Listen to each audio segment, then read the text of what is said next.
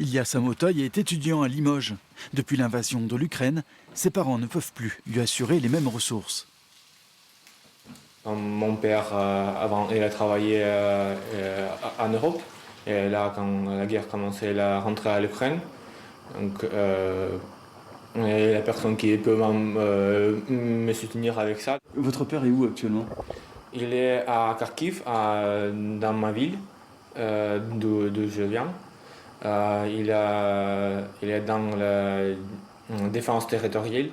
Chaque jour, Ilya parvient encore à échanger avec lui. La situation peut basculer à tout instant. Je sais qu'il est dans l'endroit plus ou moins, on peut dire, sécurisé. Il n'y a pas vraiment des batailles directes, que des avions, des choses comme ça. Donc oui, je m'inquiète bien sûr. L'université de Limoges compte 21 étudiants ukrainiens et à peu près autant d'étudiants russes. Pour faire face à leurs difficultés, le Crous leur donne accès à des repas à 1 euro ainsi qu'à une aide financière. L'aide peut être débloquée en urgence, donc à l'instant T pratiquement.